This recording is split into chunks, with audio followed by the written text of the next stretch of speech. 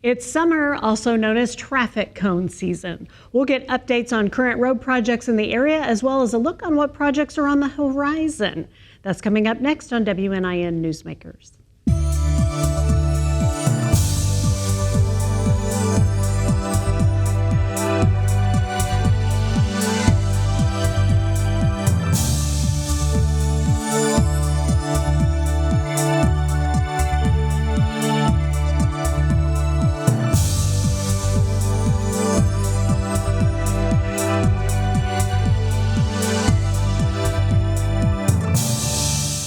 Road construction season is certainly in full swing on local roads right now, and we're joined by Gary Bryan, Public Relations Director for the Southwest region of the Indiana Department of Transportation, to give us some ideas of what projects are happening on state roads in our area. Thanks so much for being here. Hey, Gary. I'm happy to be here.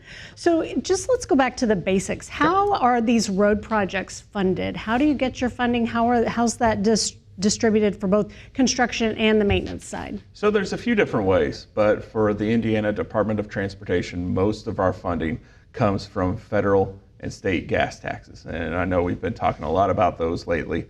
So with us, 18 cents per gallon of federal gas tax comes to us, as well as 24 cents per gallon for diesel. That's federal gas tax.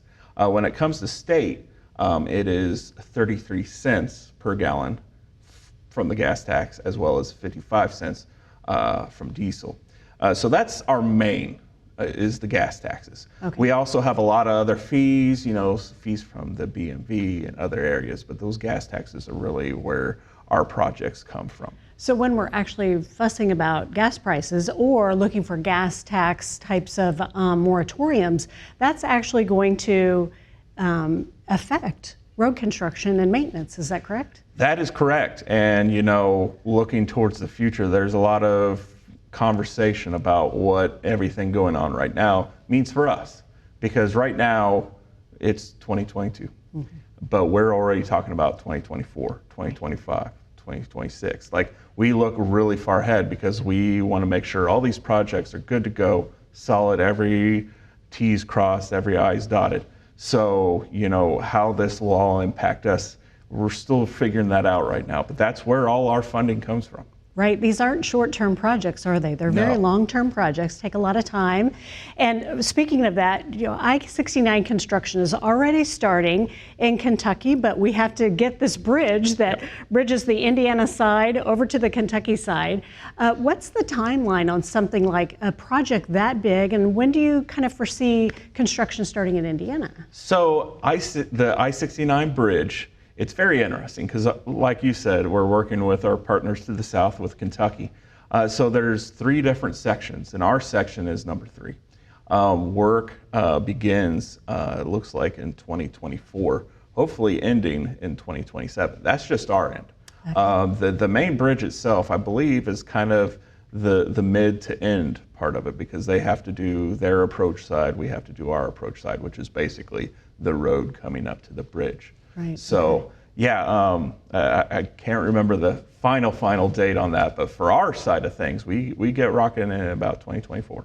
And I know there's so many hoops to jump through whenever it comes to projects that big, and you mentioned there are collaborations between states and all different types of municipalities and organizations. Absolutely. So are there any other hoops that we have to jump through in order to make this a reality, or are we pretty much set that this is going to take place in the next few years? Yeah, pretty well set. We've done a lot of we always have, and we'll talk a little bit more about this as we go along, but we have certain measures we have to do with environmental studies and different studies to make sure everything is set in stone. A lot of those have already been hit with the I-69 bridge project. So yeah, I mean, it is definitely a large project, but we're going on it. All right. Well, already a large project in the mix right now that has really kind of created a diversion of traffic, and that's the 41 Pigeon Creek Bridge. Yep. We have seen that go through construction, then we saw the truck hit it, and now we're watching it go right back through construction. So can you tell us a little bit about what's happening in that area? Yeah, absolutely. So a truck hit it. Obviously, we had to get going on that pretty quick. Mm-hmm. I was just out there a few weeks ago, and what we call the deck, so the main concrete surface, That's been laid. If you've driven, I guess, north or south, I mean, you can go both sides. You probably noticed that the bridge is starting to take shape. And, you know, when I was out there, crews were kind of knocking around on the concrete, making sure there weren't holes or anything like that, making sure it was solid, a good surface. I know that right now we're starting to lay asphalt, which is great. That's always a good sign. And I was talking with the folks just before I came here, and right now we are looking at getting that project wrapped up by the end of the year. Wonderful. Yeah. So in the meantime, I know you're constructing the bridge. Will it cause any changes within the exit structure or the traffic flow around there? Anything that we need to kind of look for there? I'm glad you mentioned that. So in the coming weeks, there will be some changes because we're not just dealing with the bridge itself.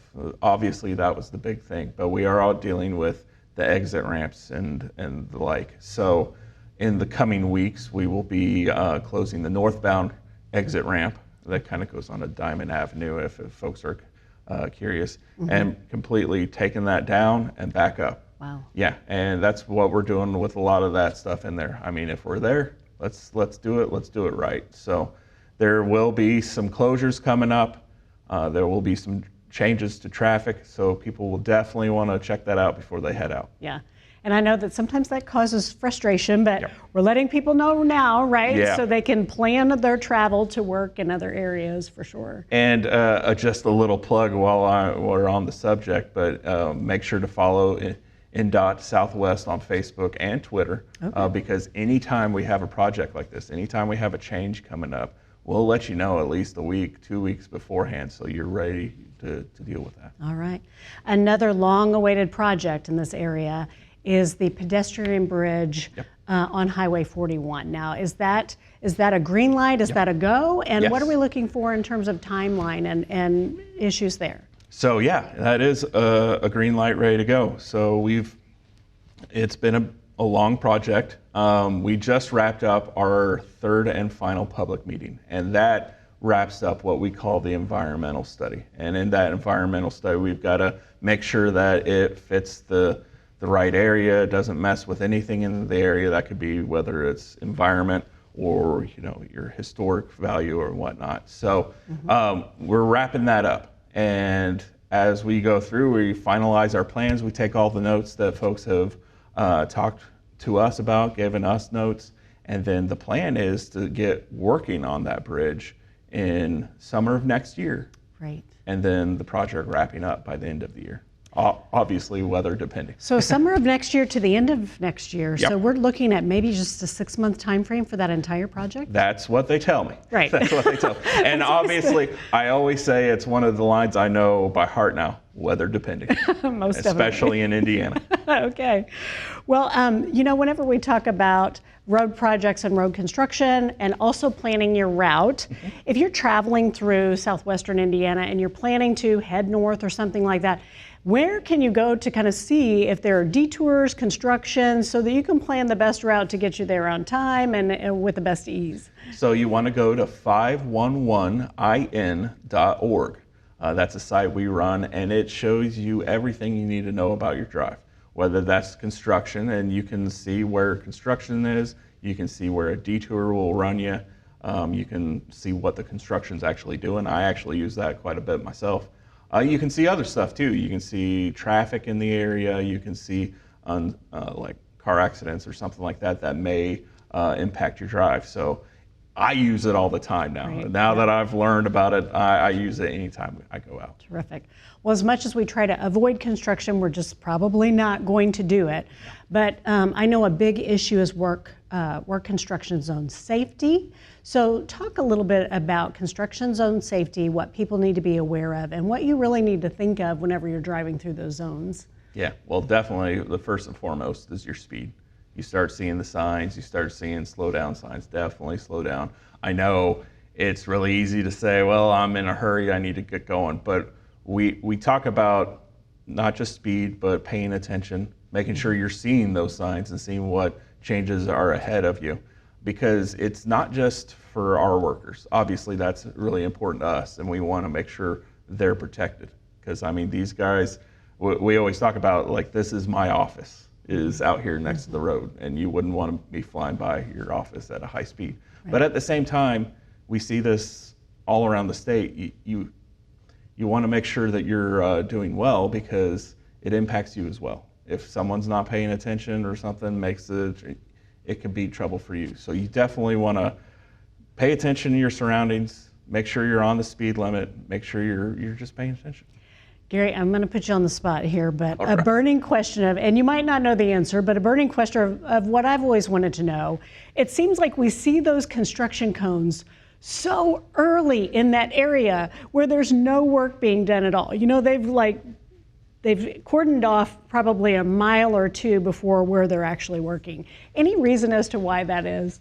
Well, I don't have an official answer. Okay. But I can tell you that, when we get a project going, we have a certain area that we know this is where we're all going to be working. So if you see the orange barrels out and don't see folks working there, it may be because we're not quite there yet. Okay. But we want to make sure, you're taking into effect where that area that we're going to be working and is. You have that buffer zone for those workers. Well, Gary, thank you so much for all your information. We appreciate it. Hey, I'm glad to be here. Joining us now is Barry Craig, and he is the project coordinator for the Lloyd for You. Thanks so much for joining us. Thanks for having me. So tell us, what is the Lloyd for You project?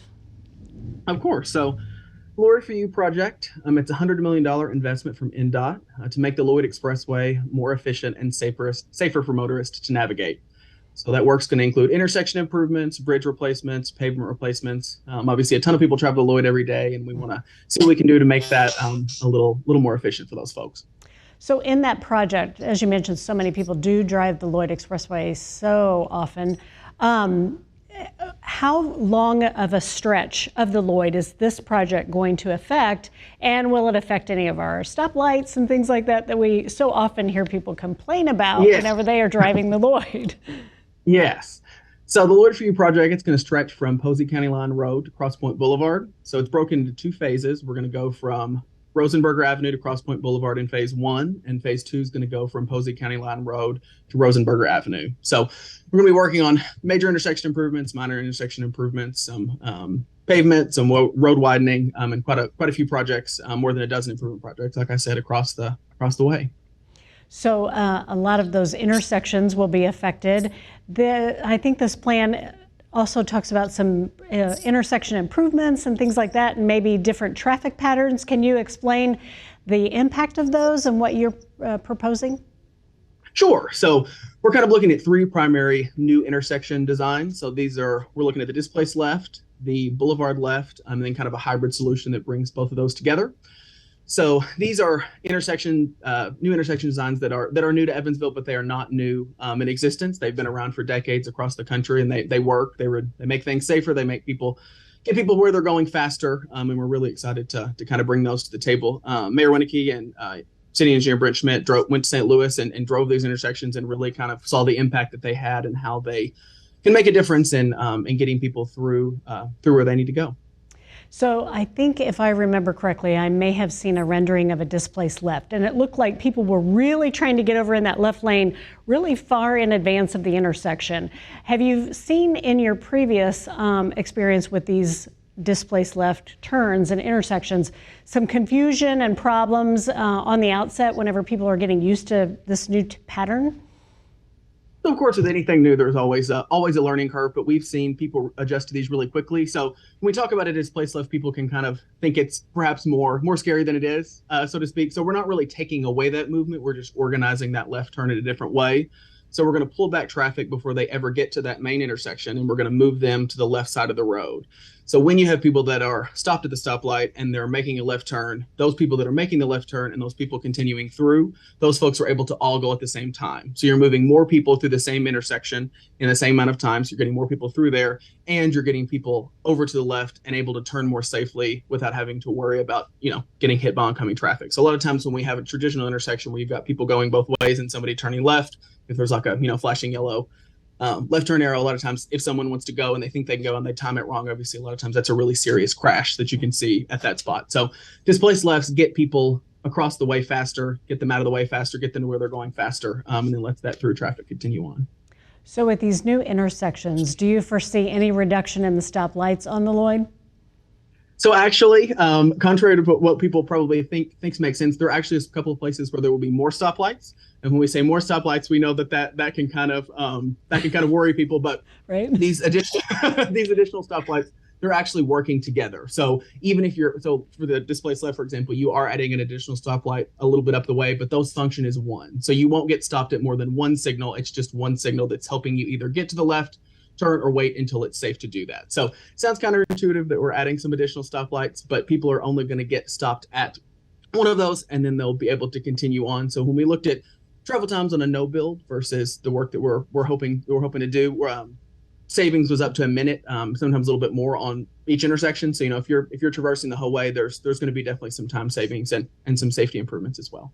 Do you think there will be any gas efficiency as well? I mean, we're thinking about gas prices and those types of things as we try and improve that situation. Will this help as well? For sure. I think so. We hope so. There's going to be more people being able to keep at that steady speed, that speed you want to go to, which is not stopped, obviously, and moving on through. So I think that'll definitely help with folks, less idling and people as they're able to get where they're going faster. So there was some public input for this project.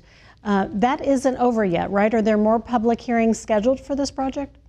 Yes, we definitely want everybody's input, folks to come out and then hear from us and learn more. Yes, we had a public meeting on phase one earlier this year in April, and we'll have a public hearing on those phase one improvements later this year, as well as a public meeting on the improvements on the other side. So yes, we're looking forward to hearing from folks. We'll have some more info in the coming months. If you haven't already, we would love for you to take a look at the project website. That's theLloydForYou.com.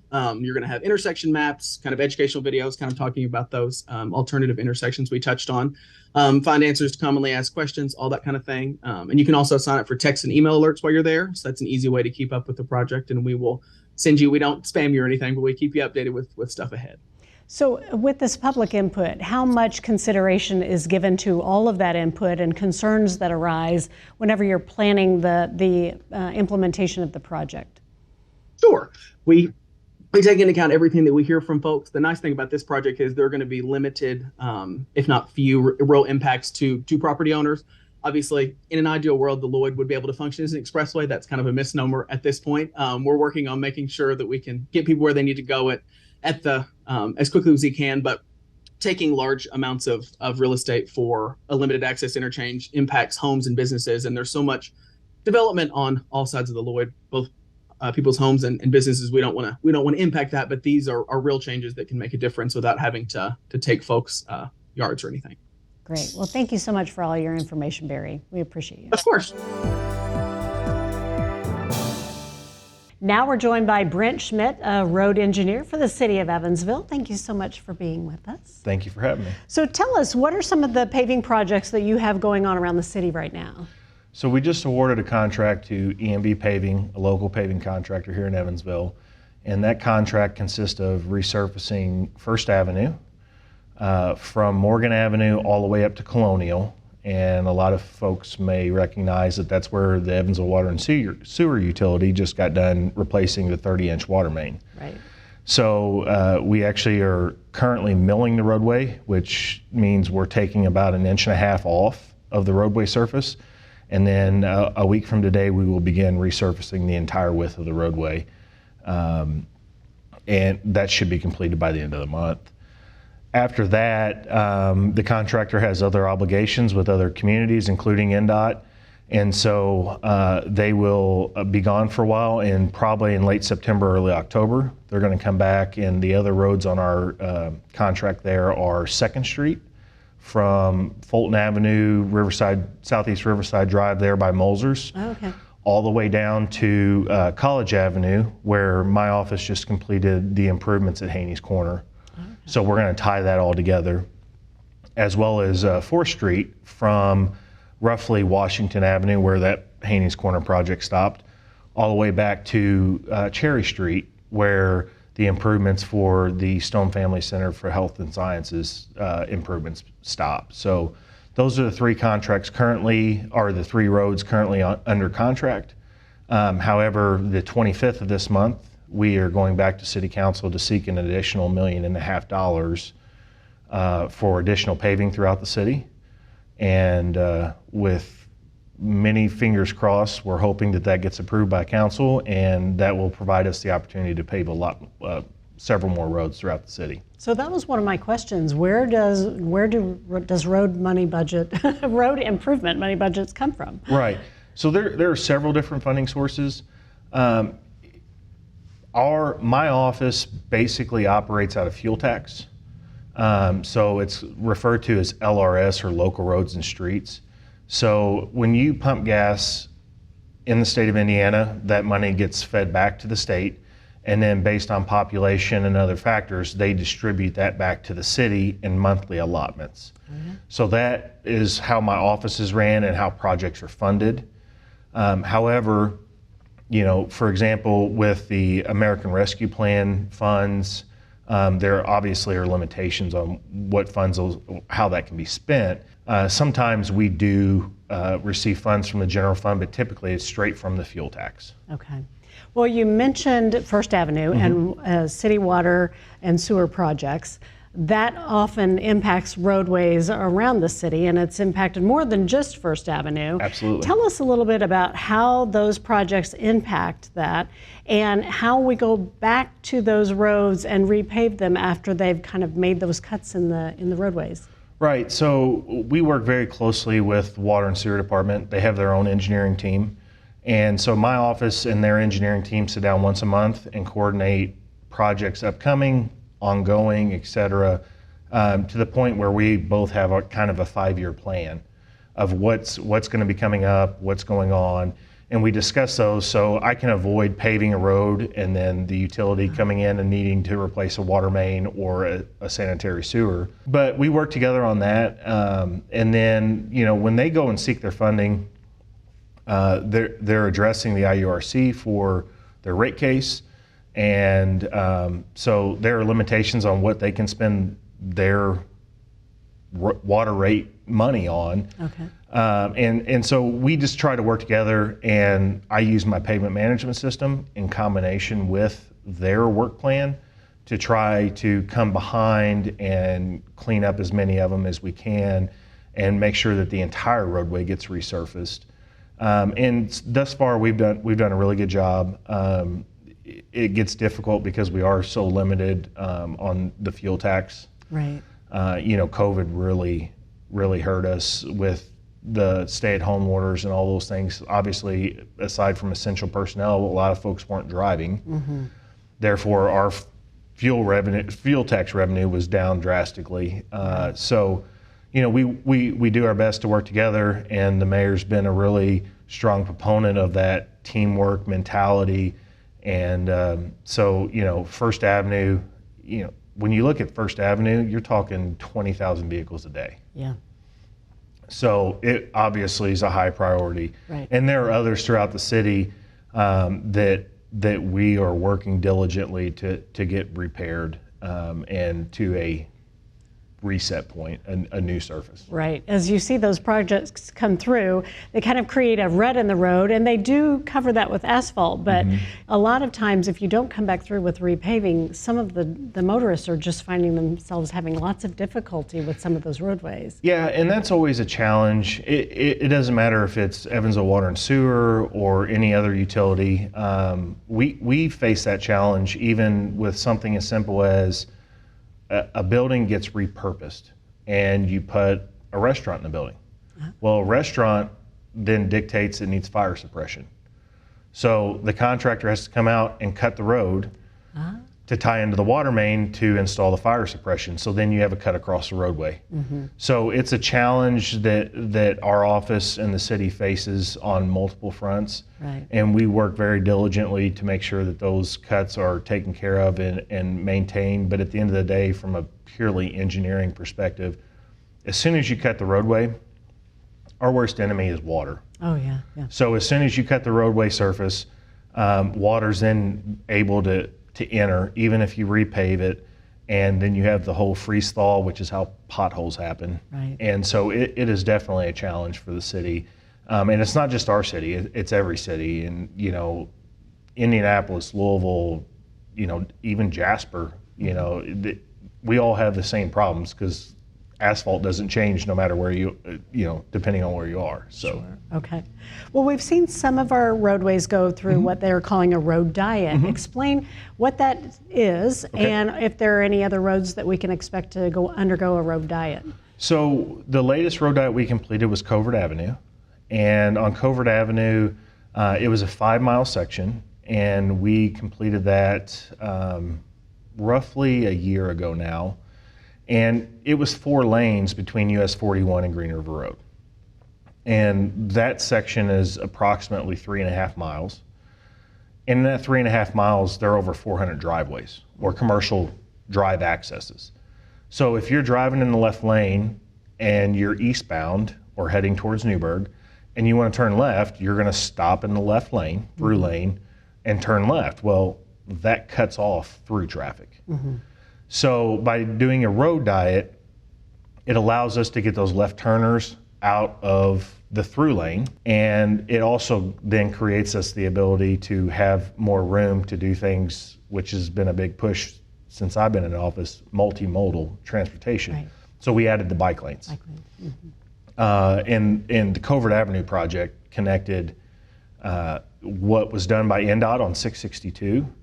So the NDOT connected that short section of 662 to Newburgh Trail.